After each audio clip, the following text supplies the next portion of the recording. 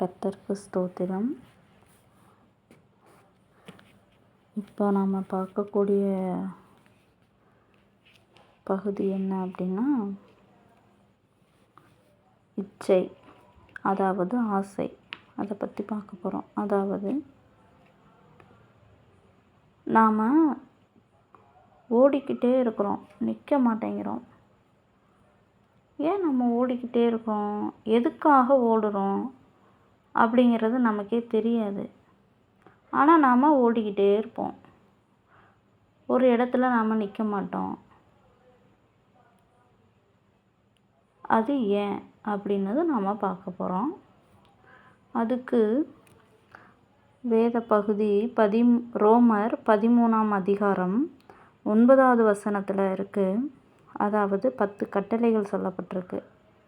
அதில் ஒன்று தான் இச்சையாதிருப்பாயாக அப்படிங்கிற ஒரு கட்டளை. இச்சைனா ஆசை. அப்போ நம்ம என்ன சொல்லப்படுது அப்படின்னா, இச்சை நமக்கு வேண்டான்னு சொல்லுது, ஆசை வேண்டாம், ஆசைப்படாத எதுக்கும் அப்படின்னு வேதம் சொல்லுது. இப்போ நம்ம தொடர்ந்து ஓடிக்கிட்டே இருக்கோம் இல்லைங்களா, நிற்காம ஓடிக்கிட்டே இருக்கோம். அப்போ இதுக்கு என்ன காரணம் அப்படின்னு பார்த்தோம்னா, ஆசை தான் அதுக்கு காரணம். நமக்கு இருக்கிற ஆசையினால தான் நாம் ஓடுறோம், வேலை தேடுறோம், படிக்கிறோம், வேலை தேடுறோம். நமக்கு பெரிய கனவுகள் இருக்குது, பெரிய லட்சியங்கள்லாம் இருக்கும். இதெல்லாம்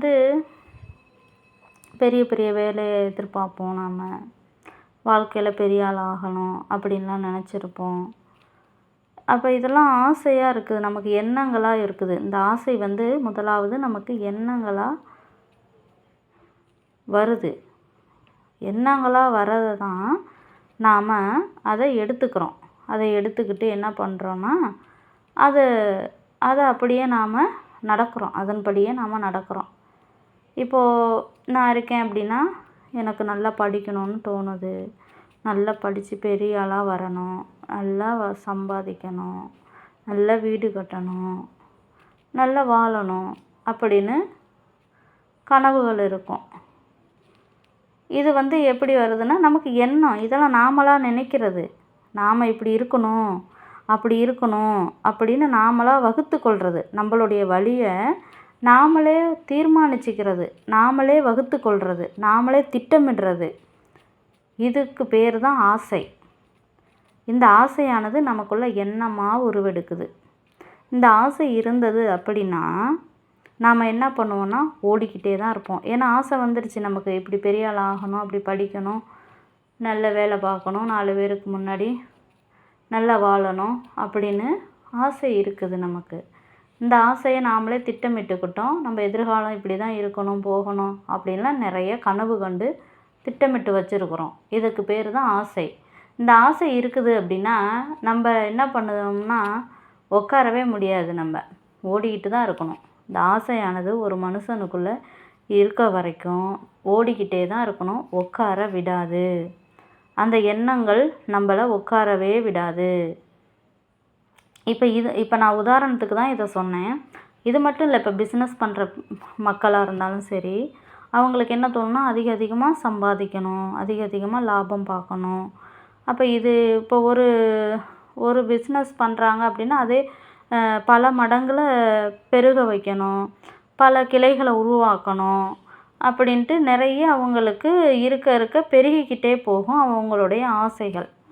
அப்போ அதுக்காக என்ன பண்ணுவாங்கன்னா, இப்போ ஒரு கம்பெனி ஆரம்பிச்சிருக்காங்க அப்படின்னா அதுக்கான உழைப்புகள் அவங்களுக்கு கம்மியாக இருந்திருக்கும். அதாவது நேரம் கொஞ்சம் கூட கிடச்சிருக்கும். இப்போ அவங்க டெவலப் ஆகிட்டாங்க, 5 கம்பெனி ஆரம்பிச்சிட்டாங்க, 10 கம்பெனி ஆரம்பிச்சிட்டாங்க அப்படின்னா அதெல்லாம் அவங்களுக்கு ஆசை, ப்ராஃபிட்டுக்கு அவங்களுக்கு விருப்பம், இவ்வளோ லாபம் காணணும் அப்படின்ட்டு. அப்போ அந்த ஆசையானது என்ன பண்ணுது, 10 கம்பெனி ஆரம்பித்தோன்னே அவங்களுக்கு டைம் இருக்கிறதுல ஓடிக்கிட்டே இருக்கணும், வேலை செஞ்சுக்கிட்டே இருக்கணும், ஒர்க்கு பார்த்துக்கிட்டே இருக்கணும். அதனால் டென்ஷனு எல்லாவற்றையும் அவங்க கையாளணும். அப்போ அவங்களே திட்டமிட்டு அவங்களே நடத்துறதுனால இந்த ஆசையானது அவங்கள விடுறதில்ல. அப்போ அவங்கள ஓட வச்சுக்கிட்டே இருக்குது, ஒரு இடத்துல அமைதியாக உட்கார வைக்க விடாது. அப்போ இந்த ஆசைக்கு காரணம் எண்ணங்கள் தான். இந்த எண்ணங்கள் வந்து நாம் எடுத்துக்கிறோம், எண்ணங்களை எடுத்துக்கிறதுனால தான் ஓடிக்கிட்டே இருக்கிறோம், உட்கார முடியலை நம்மளால். அப்போ இந்த எண்ணங்களை நாம் எடுத்துக்காமல் நமக்கு வர எண்ணங்களை நாம் கவனித்து தெரிஞ்சுக்கிட்டோம் அப்படின்னா, அதை எடுத்துக்காமல் இருக்கிறோம் அப்படின்னா ஒரு இடத்துல உட்காருவோம். அப்போ தான் கர்த்தரோட பாதத்திலே நாம் உட்கார முடியும். இந்த எண்ணங்களை எடுத்துக்காமல் இருந்தால் மட்டும்தான் தேவனுடைய பாதத்தில் உட்கார முடியும், தேவனுடைய பிள்ளையாக இருக்க முடியும், தேவனுடைய வழியிலேயே அப்போ தான் நடக்கவே முடியும். இல்லைன்னா அது வரைக்கும் நாம் தேவனுடைய வழியில் நடக்க முடியாது. நாம் தேவ பிள்ளைன்னு சொல்லிக்கலாம், அல்லது நாம் கர்த்தருக்குரியவங்கன்னு சொல்லலாம், அல்லது நம்ம கர்த்தரோட வழியில் நாங்கள் இருக்கிறோன்னு சொல்லிக்கலாம். ஆனால் நாம் உண்மையாகவே பார்த்தோம் அப்படின்னா எண்ணங்களை உட்கொண்டுக்கிட்டே இருந்தோம் அப்படின்னா தேவ வழியில் நடக்க முடியாது, தேவ பிள்ளையாக இருக்க முடியாது, தேவனுக்கு பிரியமான நபராகவும் நாம் மாற முடியாது. அப்போ இந்த எண்ணங்கள் நமக்கு வருது அப்படிங்கிறத கவனித்து அதை நாம் அந்த எண்ணங்களின்படி நாம் நடக்காமல் நம்ம செயலை நாம் என்ன பண்ணுறோன்னா எண்ணங்களுக்கு நம்ம செயலை கொடுக்காம தேவனுடைய நேரத்துக்காக, தேவனுடைய சித்தத்துக்காக நாம் காத்திருக்கும்போது அப்போ தான் தேவ வழியிலே நம்ம நடக்க முடியும். அப்போ தான் தேவனுடைய பிள்ளையாகவே நாம் மாற முடியும், தேவனுக்கு பிரியமான நபராக, உகந்த நபராக மாற முடியும். எனக்கு பிரியமானவனே என் தாசன் அப்படின்லாம் சொல்லியிருக்காங்கல்ல வேதத்தில், கர்த்தர் சொல்லியிருக்கார்ல. அப்போ மோசேயை சொல்லியிருக்கிறாரு, யாக்கோபை சொல்லியிருக்காரு என் தாசன்னு, தாவீதை சொல்லியிருக்கிறாரு. இதெல்லாம் எப்படின்னா எண்ணங்களை உட்கொள்ளாதவங்க இவங்க, எண்ணங்களின்படி தங்களுடைய வாழ்க்கையை அமைக்காதவங்க, திட்டமிடாதவங்க, தேவ சித்தத்தின்படி தங்களுடைய வாழ்க்கையை அமைய தங்களை ஒப்பு கொடுத்தவங்க, தங்களுடைய வாழ்க்கையை தேவனுக்கு அர்ப்பணித்தவங்க. நம்ம வாழ்க்கையில் தேவனுடைய திட்டம் நிறைவேறணும் அப்படின்னு தன்னையே அர்ப்பணிச்சிடுறது, அதுக்கு பேர் தான் தேவ சித்தம், அதுக்கு பேர் தான் தேவனுடைய வழியில் நடக்கிறது.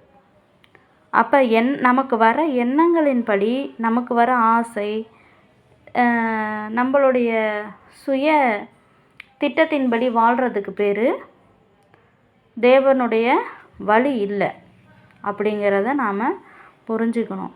இதை நம்ம கவனித்தாதான் நமக்கு என்ன எண்ணங்கள் வருதுங்கிறத நாம் கவனித்து பார்த்தா மட்டும்தான் நாம் இதை புரிஞ்சுக்க முடியும். அப்போ தான் கவனிக்கிறவங்க தான். அதனால தான் வேதத்தில் கவனமாக இரு, ஜாக்கிரதையாக இரு, எச்சரிக்கையாக இரு, இதையெல்லாம் தேவனுடைய கட்டளையெல்லாம் கை கொள்ளும்படி கவனமாக இரு அப்படின்னு யோசுவாவுக்கு சொல்லப்பட்டது.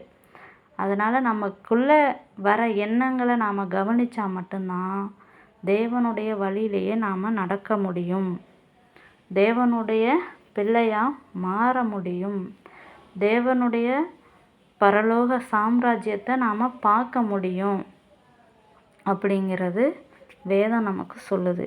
அப்போ இச்சியாதிருப்பாயாக, இந்த மாதிரி ஆசை தான் நம்மளை அலைய வச்சுக்கிட்டே இருக்குது, நமக்கு உட்கார விடாமல் நம்ம மனதுக்கு சமாதானத்தை கிடைக்க விடாமல் இந்த ஆசையானது நம்மளை ஓட வச்சுக்கிட்டே இருக்குது.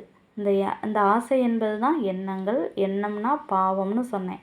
இந்த பாவமானது நம்மளை ஓட வச்சுக்கிட்டே இருக்கும், அது நிறுத்தவே முடியாது. அப்போ கர்த்தர்கிட்ட நாம் நம்மளை அர்ப்பணித்தா மட்டும்தான் அந்த எண்ணங்கள்லேருந்து நாம் விடுபட முடியும், அந்த எண்ணங்களை விட்டு நாம் விலக முடியும். கர்த்தர் தான் அந்த எண்ணங்கள்லேருந்து நம்மளை விடுவிக்கிறவர், அந்த பாவத்திலேருந்து நம்மளை விடுவிக்கிறவர். பாவம்னா எண்ணங்கள், அந்த பாவத்திலேருந்து நம்மளை விடுவிக்க கர்த்தரால் மட்டும்தான் முடியும். அதனால தான் நம்ம வாழ்க்கையை கர்த்தருக்கு ஒப்படைச்சி அவர் வழியில் நாம் நடக்க கவனமாக இருக்கணும் அப்படின்னு வேதம் சொல்லுது. அவரோட வழிக்காக, நேரத்துக்காக நாம் காத்திருக்கணும்னு சொல்லுது. இப்போது ஒரு காரியம் ஆகணும் அப்படின்னா நாம் என்ன பண்ணுறோன்னா, நாம் அதுக்காக காத்திருக்கிறதில்ல, வெயிட் பண்ணாமல் நாமளே அதை செஞ்சு முடிக்கணும் உடனே அப்படின்னு நினச்சிட்டோம் அப்படின்னா அது நம்மளுடைய எண்ணம். அதுக்கு நாம் செவி கொடுக்கக்கூடாது. அந்த எண்ண வழியில் நம்ம நடக்கக்கூடாது. அப்படி எண்ணங்கள் வழியில் நடந்தோம் அப்படின்னா அதனால் நமக்கு துன்பம் தான் வரும். அதனால் நமக்கு எந்த ஒரு சமாதானமும் இருக்காது. ஆனால் இதே அந்த காரியத்தை தேவன்கிட்ட ஒப்படைச்சிட்டு தேவனுடைய நேரம் வர வரைக்கும் நாம் அந்த காரியத்துக்காக வெயிட் பண்ணுறது, அந்த காரியத்தில் நாம் எந்த முயற்சியும் செய்யாமல் பிரார்த்தனையிலே வச்சுட்டு ஜெபத்திலேயே வச்சுட்டு நாம் அதுக்காக வெயிட் பண்ணிவிட்டு தேவனுடைய நேரம் வர வரைக்கும் காத்திருக்கிறோம் அப்படிங்கும்போது தேவனுடைய ஏற்ற வேலையில் அவர் செஞ்சு முடிப்பார். அதுதான் தேவனுடைய வழி. அதுதான் தேவனுடைய வழியில் நடக்கிறது நாம். அதனால் இந்த எண்ணங்களை விட்டு விலகிக்கணும். எண்ணங்கள்னால் என்னங்கிறத நாம் புரிஞ்சுக்கணும். முதலாவது எண்ணங்கள் தான் பாவமாக இருக்குது. அப்போ நமக்கும் தேவனுக்கும் பிரிவினை உண்டாக்கக்கூடியது பாவம். பாவம் என்பது எப்படி இருக்குதுன்னா நமக்குள்ள எண்ணங்களாக உருவெடுத்துக்கிட்டு இருக்குது. அந்த எண்ணங்களுக்கு தான் நம்ம செவி கொடுத்து என்ன பண்ணுறோம், ஓடிக்கிட்டே இருக்கிறோம். நமக்கு வர்றது எண்ணங்கள் அப்படிங்கிறதே தெரியாமையே நாம் ஓடிக்கிட்டே இருக்கோம். நாம் பாவம் தான் செய்கிறோங்கிறது தெரியாமையே எண்ணங்கள் வழியிலேயே ஓடிக்கிட்டு இருக்கிறோம். அப்போ எண்ணங்களுக்கும் நமக்கும் சம்மந்தம் இல்லை, பாவத்துக்கும் நமக்கும் சம்மந்தம் இல்லை. கர்த்தருடைய பிள்ளையாக மாறினாங்க அப்படின்னா பாவத்துக்கும் நமக்கும் சம்மந்தம் இல்லை, எண்ணங்களுக்கும் நமக்கும் சம்மந்தம் இல்லை அப்படிங்கிறத நாம் புரிஞ்சுக்கணும். இந்த எண்ணங்களை விட்டு நாம் விலகிறது எப்படி, பாவத்தை விட்டு நாம் விலகிறது எப்படி அப்படிங்கிறத நாம் அடுத்த பகுதியில் தெளிவாக இன்னும் பார்ப்போம் விளக்கமாக. அதனால் நமக்கு ஓடாமல் நிற்காமல் நம்ம ஓடிக்கிட்டு இருக்கிறதுக்கு காரணம் என்ன அப்படின்னா எண்ணங்கள் தான். நம்ம எண்ணங்களை புசிக்கிறதுனால தான் ஓடிக்கிட்டே இருக்கோம். அதனால தான் நமக்கு துன்பம் ஏற்படுது, அதனால தான் நமக்கு வேதனை ஏற்படுது. ஆனால் கடவுளே காப்பாற்றலை அப்படின்னு சொல்லி கர்த்தாவே என்னை காப்பாற்றலை, ஆண்டவரே என்னை கைவிட்டுட்ட அப்படின்னு அவரையும் வேற நிந்திக்கிறோம் இதில். அதனால் நமக்கு வருகிற எண்ணங்களை நாம் விட்டு விலகும்போது மட்டும்தான் கர்த்தர் நமக்கு உதவி செய்வார், கர்த்தர் நமக்கு கை கொடுப்பார், கர்த்தர் நம்மளை கைவிட மாட்டார் அப்படிங்கிறத நாம் புரிஞ்சுக்கணும். அதை தான் வேதம் நமக்கு தெளிவாக சொல்லித்தருது. அதனால் நாம் இனி எண்ணங்களின்படி ஓடாமல் ஆசையெல்லாம் வெளுத்துட்டு நாம் இருந்தோம் அப்படின்னா அப்போ தான் தேவனுடைய பாதத்தில்